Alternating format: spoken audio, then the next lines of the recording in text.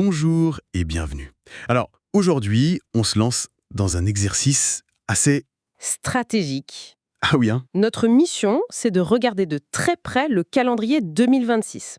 On a une source, un article de la Paix Facile, qui nous promet de nous aider à optimiser nos congés. L'optimisation des congés, un grand classique. Exactement.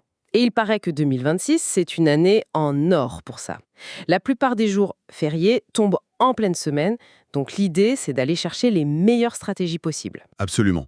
Mais avant de plonger tête la première dans le calendrier, je pense qu'il faut poser quelques bases. L'article le rappelle bien d'ailleurs. Les bases, c'est-à-dire? Les outils qu'on va utiliser.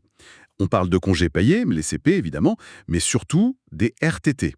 Les RTT, c'est un peu l'arme secrète dans cette histoire. L'arme secrète, oui. Parce que c'est le joker parfait pour faire un pont sans avoir à toucher à son stock de congés payés. D'accord, je vois. Donc on a nos outils.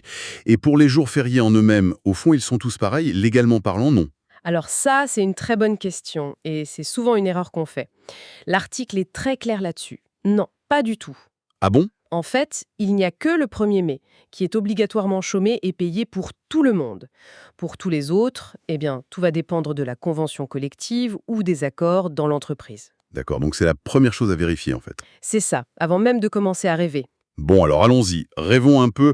L'article propose un best-of des ponts de 2026. On commence par le grand classique, l'Ascension, le jeudi 14 mai. Mhm.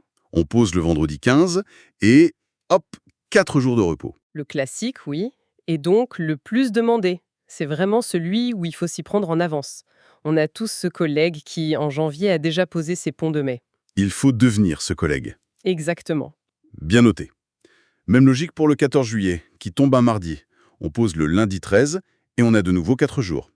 Mais attendez une seconde, je suis en train de relire le calcul pour le mois de mai. Ah, le fameux mois de mai 2026. Le 1er et le 8 mai sont des vendredis. Donc si on pose les 4 jours entre les deux, on part 10 jours. 10 jours, oui. Mais c'est énorme. Pour 4 jours posés, on a presque 2 semaines.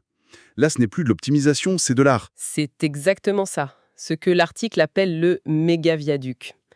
Et ça, c'est plus qu'une simple astuce. Ça ouvre la possibilité de faire un vrai voyage, un long courrier peut-être, sans pour autant sacrifier tous ses congés d'été. C'est ça qui est intéressant. On change complètement d'échelle.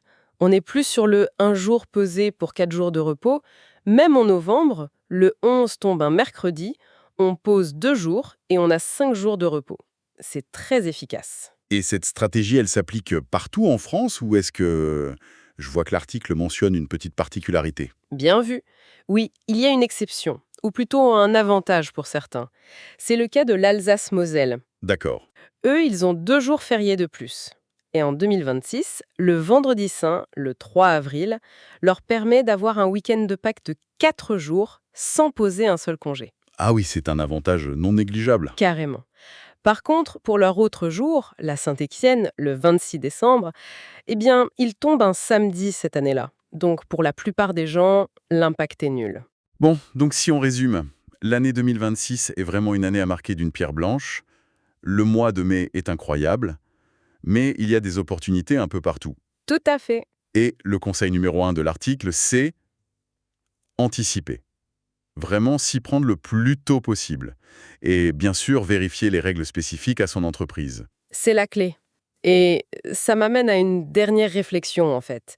Toute cette analyse, elle est très centrée sur la stratégie individuelle, comment chacun peut tirer son épingle du jeu. Mhm. Mais ça soulève une question plus large, je trouve. Que se passe-t-il quand ces plans personnels, ils se heurtent à une décision de l'employeur? Comme une fermeture imposée, par exemple. Voilà, une fermeture imposée pour faire le pont. Et là, on voit bien toute la tension qu'il peut y avoir entre l'intérêt de l'individu et les contraintes collectives de l'entreprise. C'est un arbitrage qui se joue chaque année en réalité.